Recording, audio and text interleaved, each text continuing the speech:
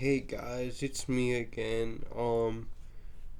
Today I know I'm gonna trigger some people with this topic, but I wanted to talk about the Roman Paterfamilias and patriarchy because I think that is definitely um a topic that doesn't get talked about all too often. Like usually um at least in Anglo spheres, you know, maybe it gets a mention, but we don't really talk about it too deeply.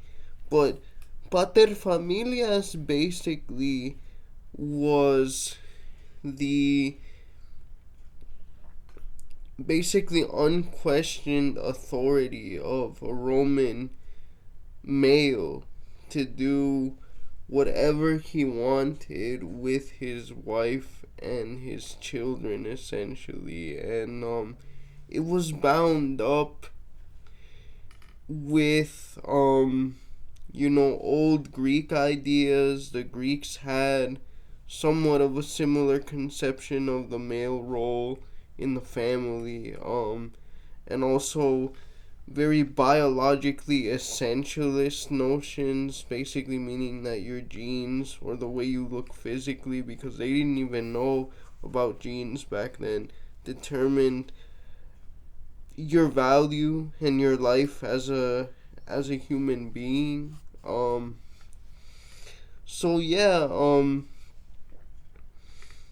basically within the paterfamilias sort of concept, the structure of the family, um the man had final say in everything. And really the only sphere that women had like any sort of significant control in was the home, right? So that was their domain. And even in like places like the Bible, you see in First Corinthians in the in the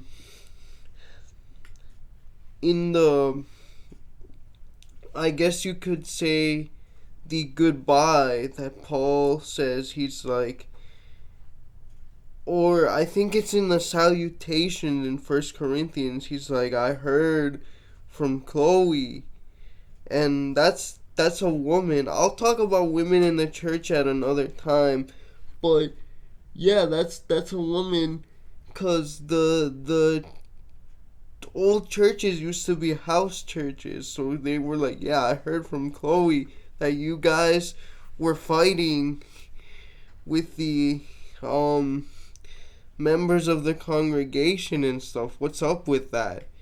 And again, this is because for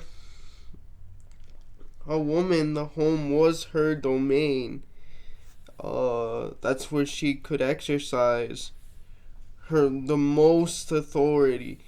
And it should look or sound familiar to you guys because it's the same sort of system that was, especially during the Renaissance, uh, imposed upon uh, women as well. Um,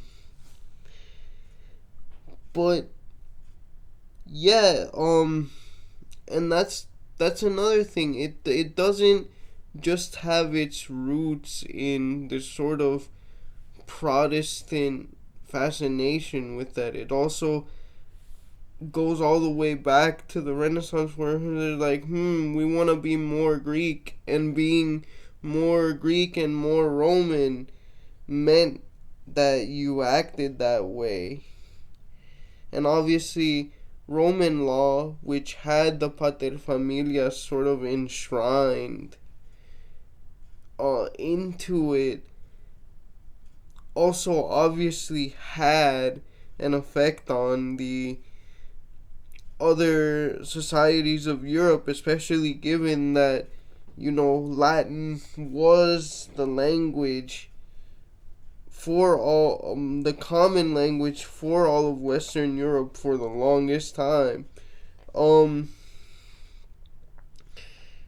but of course, this goes all the way, or is transferred all the way back down to us as well in former Spanish colonies, right? Where, like, for example, my grandfather, paternal grandfather, I don't think my maternal grandfather was so strict, but my paternal grandfather, like, when he came home, all the ladies had to drop what they were doing right then and there and go and greet him.